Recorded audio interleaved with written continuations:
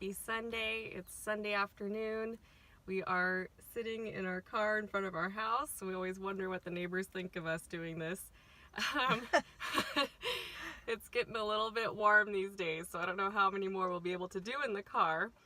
So we might transition to indoor filming eventually once the summer months pick up.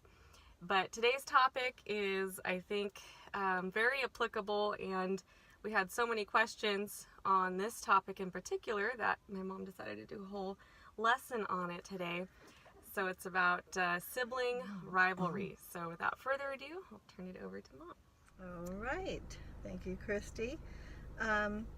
Yes, when you have a lot of different personalities in the family, you're bound to, and you have the children are not mature at this point, you're bound to have sibling rivalries. And you can use this as a training ground. It's important to help children know how to get along with different personalities than their own. And so we're going to talk about some things I found helpful, and it might be helpful to you. One thing I found that it's real helpful not to allow someone to tattle on a sibling with an attitude. In other words, if they come to you and report something and they're all angry and putting down the other, you know what you can usually determine is that if they have that attitude, they tend to magnify the other person's wrong and minimize their own. So I tell the children, if there's something I need to be aware of and deal with, you must come and report it with an attitude that you're doing things because you care about that person, and I need to know. So that helped, because children, it's very difficult for them to accept discipline if they feel like the other person has an attitude against them and that mom has picked up that attitude. So that's important. And one time our older one was serving breakfast to the family while I was taking care of an infant of mine, and there was one child that was about 4 years old at the time, and he would talk back to the older one that was trying to serve a nice breakfast, and that would just, the older one didn't appreciate that. He was doing something helpful and good, and he was getting talked back by this little 4-year-old. So he'd come into my room and tell me about it. And so I'd call in the child, and when I would try to talk to him about the way he responded to his brother giving him a nice breakfast, he says, he looked mean at me. And I knew that the older brother was frowning at him because of the way he was talked to by this little one. So I told the older brother, you know, you need to come and tell me, but you need to express to this child that Mom asked me to tell her when you are talking to me like that, when I'm trying to do something helpful.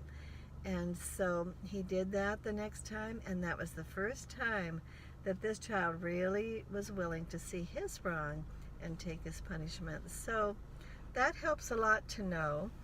And I've told the siblings often when they're growing up, if your best friend was your roommate, pretty soon they would feel the same as a brother, because everyone has their own ways of wanting to arrange the room, or lots of different things that happen when you're sharing a room. So teach them to take responsibility for their own responses. We were doing a peacemaking series for a while, and it talked about the slippery slope. They said that there are 2 wrong ways to respond when you have a conflict with someone. One is to escape, just deny and blame and run away, and the other one is to attack and make put-downs or fight or gossip about that person after the fact. And there's the right way to do it. The right way is to overlook. Proverbs 19:11 says, the discretion of a man defers his anger. It is his glory to overlook a transgression. teach that to the children. When they can have enough self-control not to make a big issue of everything and to be willing to cover an offense with grace, that goes a long way, and that's a glory to him and his reputation. You can also try to talk it out, not where you're interrupting and arguing, but just listen to the other person's side, express your side. And if it doesn't resolve with these steps, then you should go get help from your mom or dad.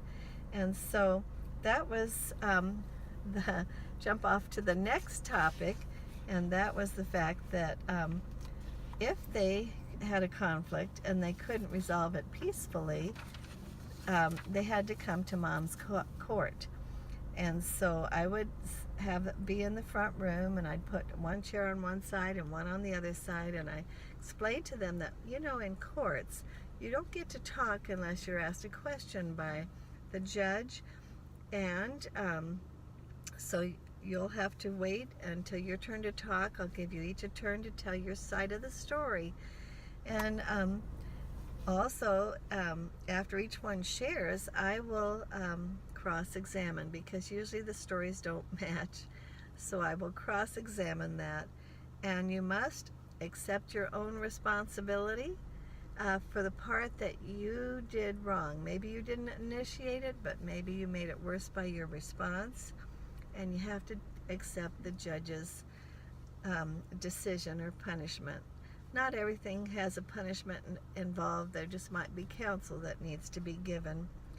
And I asked two of our boys recently what they remember about being in court.